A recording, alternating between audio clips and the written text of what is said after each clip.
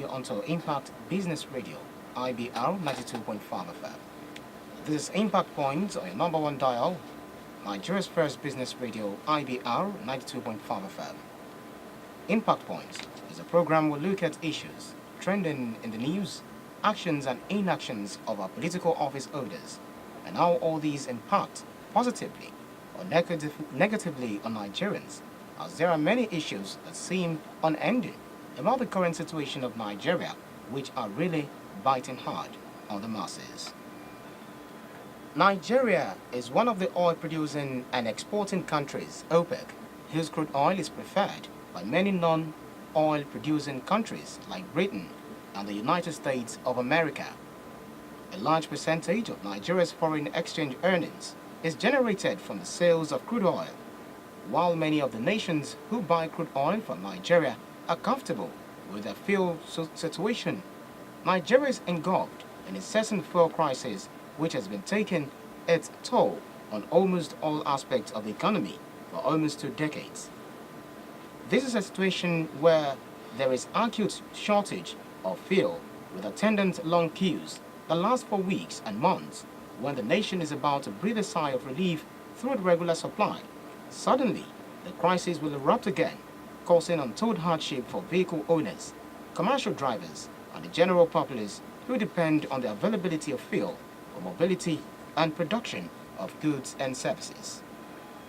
Meanwhile, the Minister of State for Petroleum Resources, Dr. Ibe Kachuku, has last month said that at the moment, importing premium motor spirits, PMS, also known as petrol, is cheaper than producing the product at the country's refineries.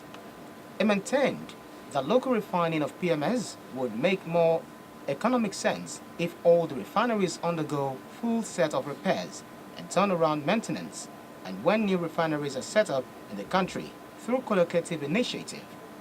However, a university don, a director, Center of Gas, Refining and Petrochemicals, Institute of Petroleum Resources, University of Port Harcourt, Professor Godwin Igwe, has argued that the cost of importing petroleum products for 30 days is capable of building up to 15 modular refineries in the country, even as he urged the federal government to tap from the technology of illegal refineries instead of destroying them. Daily consumption of premium motor spirits, PMS, currently stands at about 45 million liters, and the refineries are now operating at 60% capacity, but only produce 12 million. That means there is need to upgrade the refineries to produce at 90% minimum to produce about 20 million liters. In recent times, the crisis is further compounded by the inability of the power generating company to meet the energy needs of the populace. Thus, many providers of goods and services, like tailors, furniture makers, and others rely on fuel to generate electricity for their activities. This has resulted in the soaring prices of basic commodities and services. I sampled the opinion of some Nigerians on how to end this fuel crisis, how this fuel crisis has been biting hard on them, and here are their responses.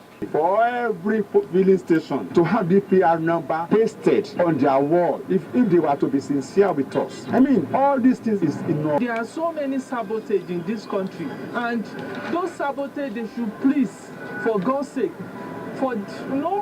because of poor masses, because this issue of it affects every aspect of our life in this country. Please, they should please and do something as regards that. I think the government at all passes to ensure to have a good measure and lasting solution to it. For example, I'm speaking directly from Ibadan, and I could remember vividly when the president came to campaign in Ibadan. He told everybody, including the governor of Oyo State, that immediately they get into the office, that the fuel will become 15 naira per liter. That this is the key of refinery in their hand. He even showed it at that time. I wonder by the time they get to to the office, the petrol is still at the higher price. During the other administration, I don't want to mention it, we never bought fuel for 220, 230. It's affecting the economy. Seriously, people are complaining. The fuel crisis is causing a lot of menace, a lot of problems in each sectors of the economy. Problems of transportation, problems of goods and services, increment in every area of the economy. And mind you, it's not everybody that is working in government for starters. Those that are even working, they are not even collecting their salary as at when due. Why not let us work on our refinery? Impact Business Radio, IBR 92.5 FM, Nigeria's first and only business radio. We heard Nigerians lamenting the fuel situation in Nigeria, how it's biting hard. I have with me in the studio to discuss way forward on this petroleum crisis in Nigeria, a Nigerian, an engineer Razak Bello, an industrial analyst. Welcome to the program. Thank you. You heard some Nigerians spoke with me on this matter across the country. Yes, please. Nigerians queue up at filling stations for hours on end for an unavailable fuel. What is your overview of this fuel crisis ravaging the country? It's a little bit interesting, but we should not expect it to come to an end just with the way it is being solved. You will discover now that after about 6 months, something else will come up. First it was subsidy, now it's the carriers and all the others. About 6 months' time, another one will come up again. That's why it was once suggested the country should at least have a minimum of 12 refinery plants. By then we wrote and suggested that there should be a refinery attached to 3 states. Let us take, for example, 3 different states in the south here, like Lagos State, Ogun State, Oyo State. The 3 of them are close together. Why don't they pitch one in Ogun State to serve both Lagos, Oyo, and Ogun? That is the way the federal government should keep picking on 3 different states. Finally, we have 12 different refinery plants serving the country. Apart from generating employment opportunities, you will discover that it will create a lot of comfort to the people. And even if the price of petrol comes down to $1 a barrel, the country will still survive. First, most of the working raw materials will come down to rock bottom prices. 2, you will now have something like coins coming back to the market store. Take for instance, the pure water being sold for 10 naira now. The pure water will even be sold for an average of around 1 or 2 naira, because the nylon, which is the main material that is getting very costly, will now come down to the rock bottom. Engineer Razak, before we go to the what is likely the solution, let us trace it from where the problem is really coming from. What do you think really is the problem of this fuel crisis? You see, it's not easy to detect where the problem is coming from, but we discover that it comes up from the involvement of the administration. Those at the administration point are very much responsible for all the problems. You are talking about governance in Nigeria. That's so correct. you see governance as all our governments as incompetent enough to handle this situation. Well, they are competent to handle the situation, but they are not doing it the way it should be done. Is that because they are not involving technocrats, those who are in the know of how to find a lasting solution to this? That is one of the issues, that's one of the solutions, but you will discover that even those at the top are involved in the exercise relating to subsidy and all the others. Average petrol price should not be more than 20 naira a litre, because it is completely free. It should not be more than 20 naira a litre. What is the basis of this assumption or this submission? The reason is that it's completely free downstairs there. How free? You see, God created that petrol years ago. Let's say about 500,000 years, nobody knows. But you will discover that there have been massive sea mammals dying within those areas.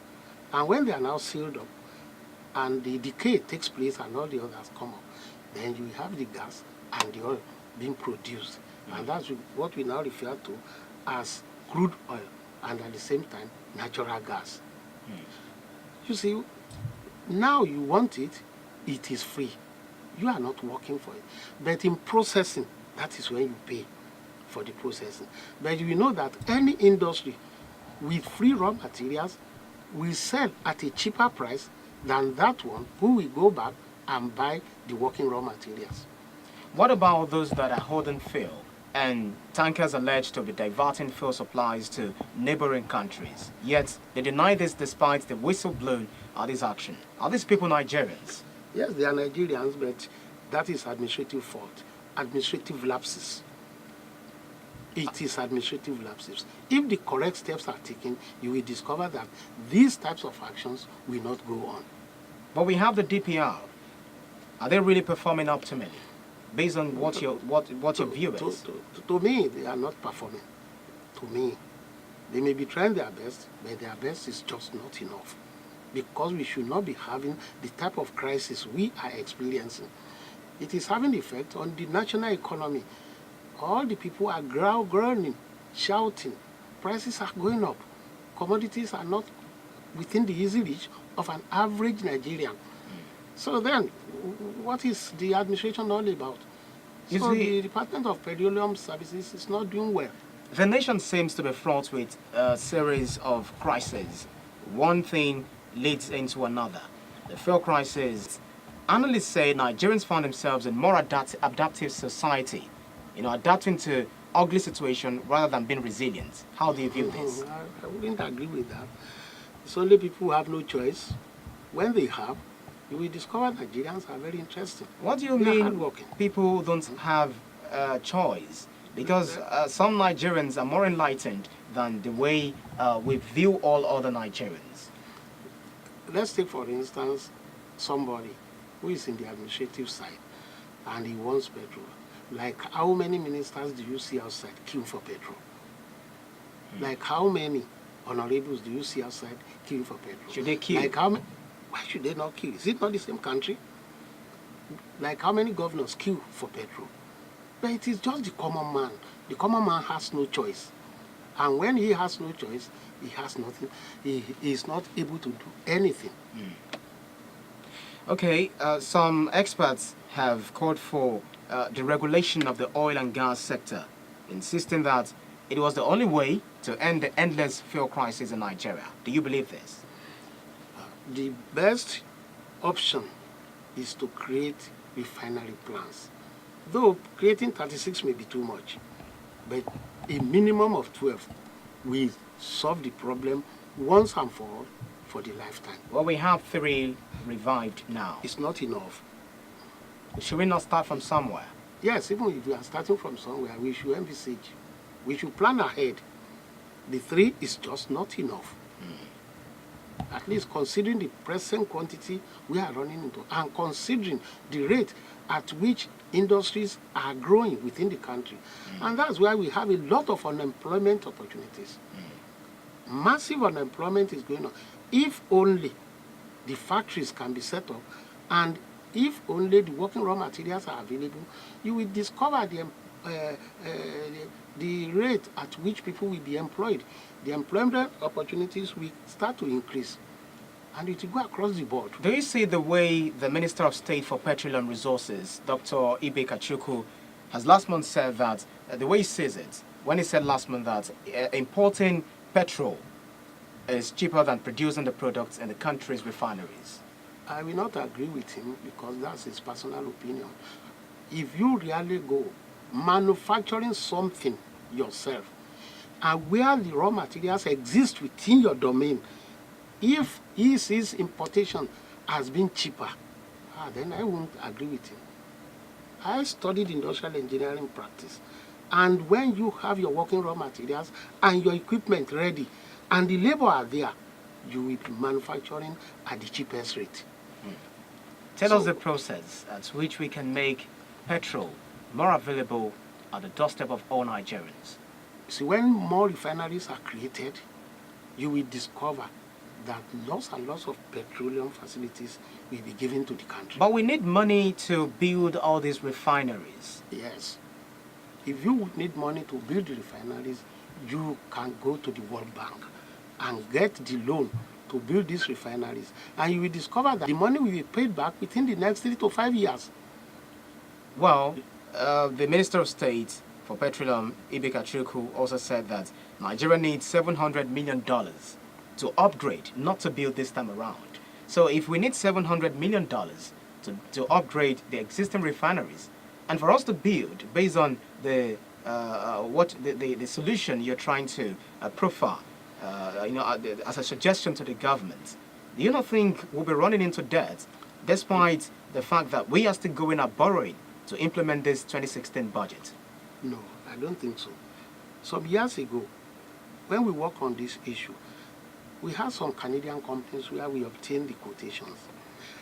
For 10,000 barrels a day processing equipment, this catalytic cracker, by then it was something like about 10 or 12 billion naira. So if you now go back today, it may not be more than 10 billion naira. And when you have something like that, you can start to install one every three months. And within a couple of months, we end up installing the entire 12.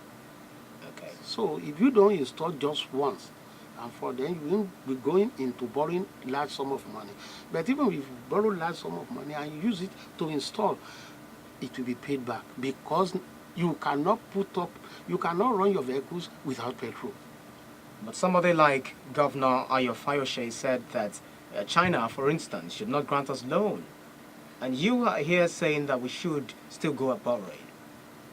You can't stand alone when we are talking about industries. A nation cannot stand alone. The country needs assistance from one area or the other.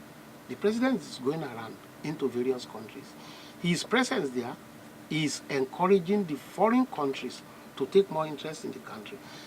You see, we cannot, the country presently, because the country needs some amount of money. Even if we are not going to say the country needs a lot of money, it needs some amount of money, at least to set itself up. There are so many industries that are lacking in the country, and the typical one is the petroleum industry. Okay, let us explore these modular refineries. What can they also do, apart from the fact that they refine premium metal spirits? Yes. Talking about fractionalizing these refineries. Yes, most of the refineries are referred to as catalytic crackers. Okay. You see, when you put in your basic working oil, the crude oil is the basic. When you dump it in, it will give you petrol, it will give you engine oil, it will give you grease, it will give you diesel, it will give you paraffin wax, which is used in making candle. It will give you the petroleum jelly, which most people call Vaseline, because Vaseline was the first American company to market that particular product. Then, if you now tell this machine, I don't want petrol anymore, just switch and give me ethanol, this machine will start to give you ethanol instead of the petrol. But you know, it is interesting. It comes from the soil. For coming from the soil, this ethanol contains a little bit of methanol. And it is the addition of methanol added to the common ethanol that makes it methylated spirit. From the basic agricultural... The combination of these two will give now you form methylated spirit. And that is used everywhere. Yes. Let's come back to the agricultural side. If you get your sugar, dump it in a container, put in some amount of water, and then mix. Then the addition of this, what do you call the yeast, add your yeast, cover it up for about 15 to 21 days. Leave it to ferment. When you take it from there, just dump it into a container that will distill it. That one is called distillating plant. When you distill, it is your 100% ethanol that comes out of it. You are free to drink that, do anything with it. But when you want to convert it to methylated spirit, all you need to do is add the methanol. You see, addition of methanol will now convert it to methylated spirit.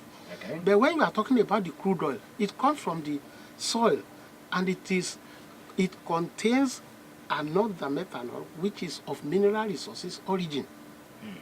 And that's why when you get ethanol from the crude oil, the authorities will advise you not to consume it. So you will get your methylated spirit straight. And getting the methylated spirit means that the government will now set up a minimum of 10 methylated industries within every local government. We have about 720 local governments. Okay. So we will have a minimum of 7,200 small-scale industries bottling methylated spirit and doing nothing. You will now see we employ people, a minimum of five workers will be employed by these companies. Then we'll be able to distribute it to almost all the West African sub-region.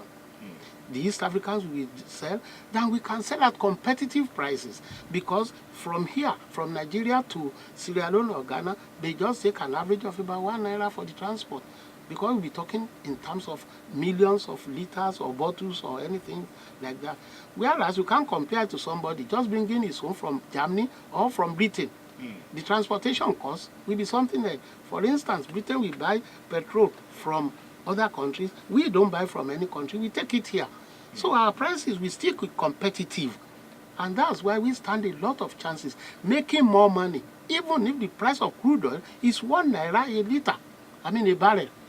So we should not worry whether it is being reduced to $40 a barrel, $50 a barrel. Those are political issues which even the present administration refuses to attend to. Somebody is behind that particular price range coming down. Well, if you look at the issues surrounding the fuel crisis, the president has said, we know, we've seen, read in the papers, that we have pipeline vandals. And those are also, plus those who are sabotaging his administration. Do you see this as an escapism? No. You see, those who are sabotaging do it because they are not employed. This is a country where there are more vacancies than the number of people we have in the country. What I mean is this. We can say that we have more than 200 million vacancies in the country. We have lots and lots of agricultural resources. We have mineral resources.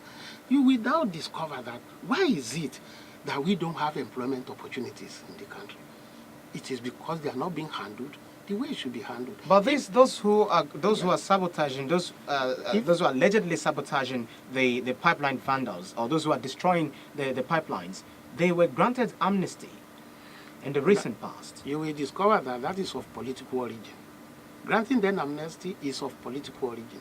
Let the administration take the correct course. And what is the correct course? And that is create employment opportunities and comfort for everybody. Not just creating employment opportunities alone. I have once suggested a few times that what is known as income and prices policies should be established by every government. It's not paying a salary of 10 naira to someone and then telling him to use 15 naira to purchase ordinary biro. Whereas his salary is 10 naira and you're asking him to buy a biro for 15 naira. You see, it's not compatible.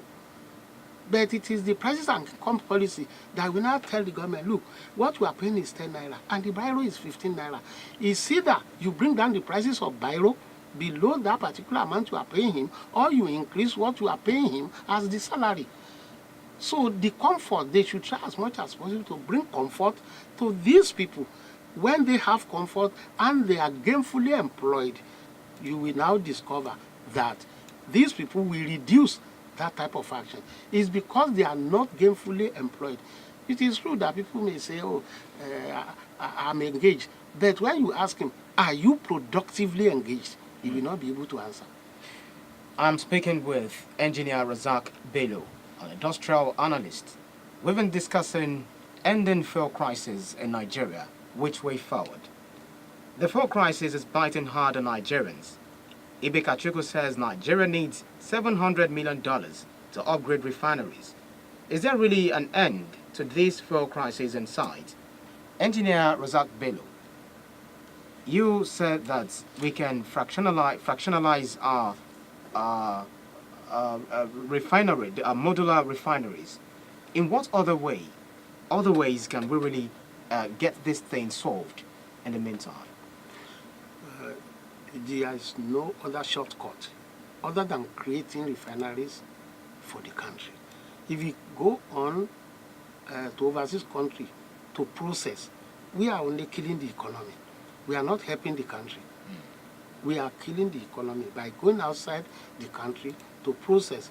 Because we discover that in foreign countries where you carry these things to process, they are using a particular type of equipment.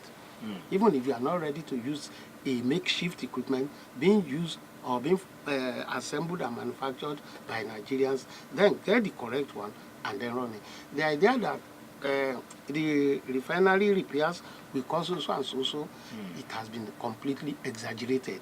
An attempt to make sure that those things are not put back into working actions. That is, they don't become functional.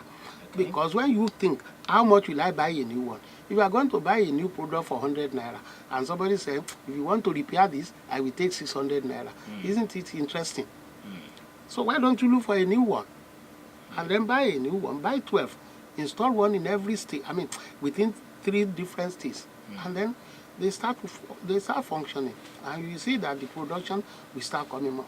But the interesting thing again is that these particular refinery plants will accommodate more than 50,000 workers because the refinery plants work 3 different shifts a day. They don't stop, 24 hours, non-stop working. So, and I think it is the administration. The administrations are involved, and that's why they don't want the crisis to come down. So that's why we have more and more of these problems on a daily basis. But Vice President Yemi Osinbajo lamented that the country didn't have sufficient gas to fire the country's power plants to generate up to 7,000 megawatts of electricity.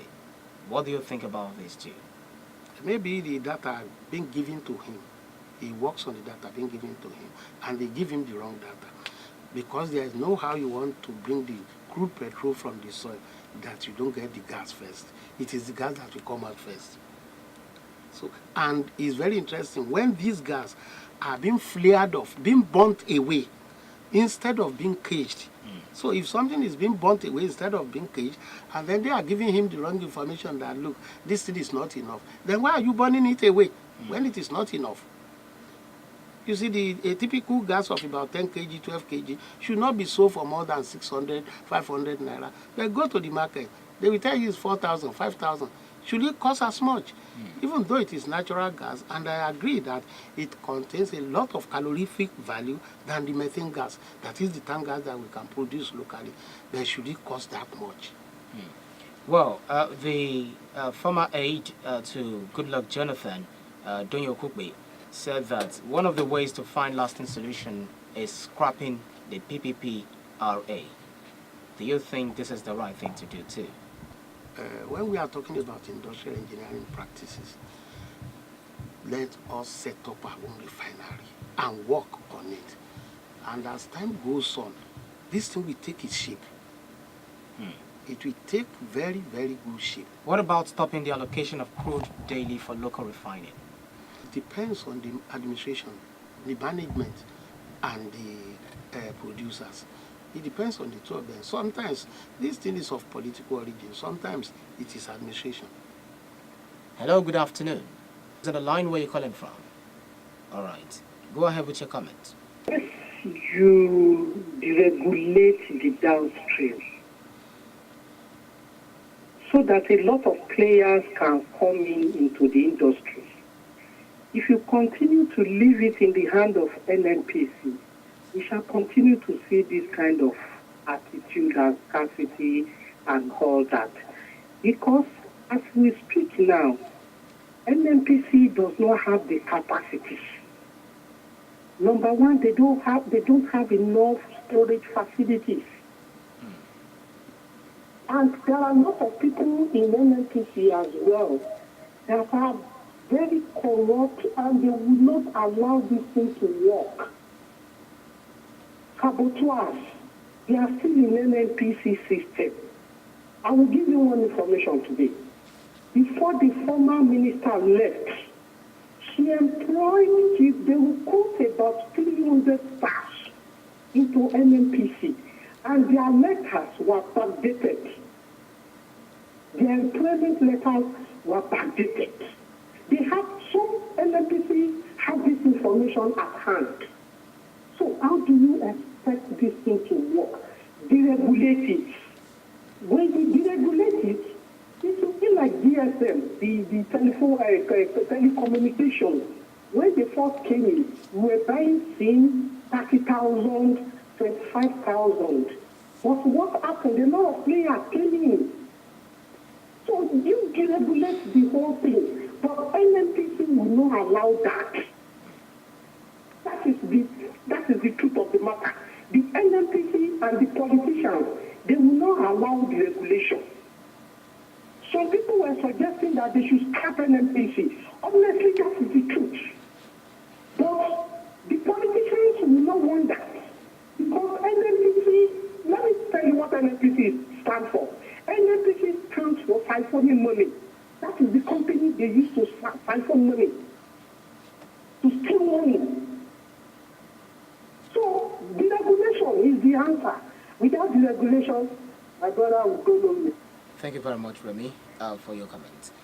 The fuel crisis is biting hard on Nigerians. Ibe Kachugu says Nigeria needs $700 million to upgrade refineries. Is there really an end in sight to this fuel crisis? Engineer Razak Bello. A professor also raised a very critical issue here.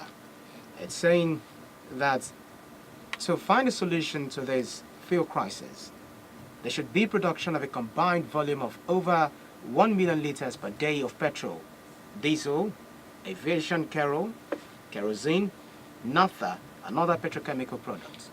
What do you see to this?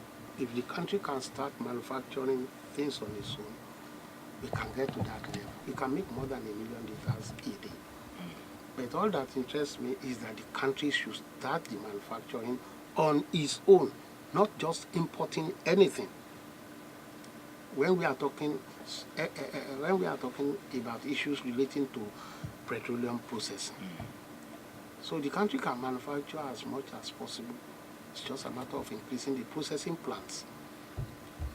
Are there other areas, apart from talking about fractionalizing these modular refineries, are there other areas, other things that we can get from this thing in order to boost the Nigerian economy? Yes, if we manufacture many of these things, if we manufacture locally, we will be able to get most of these products back into the market at a relatively cheap price. And that's why I said that. Take for instance, nylon, they are made from crude oil, then plastics and so many things. Look at the prices. When they are making the pure water, the man making the pure water will say, I bought the nylon at the rate of 4 naira or 3 naira a piece. You see, if he had been able to buy it for about 50 or 30 kobo a piece, he will not sell the pure water for 5 naira. But because he will buy the nylon at the rate of about 3 naira, all that processing materials will be something like 1 naira, then the labor will be 1 naira, and he's going to sell with his own profit. You say, okay, I will sell for 5 naira. But let us assume that the nylon, which is the most, the biggest or rather the consuming aspect of the production materials is about 30 kobo or 40 kobo. Then the pure water itself will be sold for about 2 naira instead of 5 naira, and that will bring comfort to the people.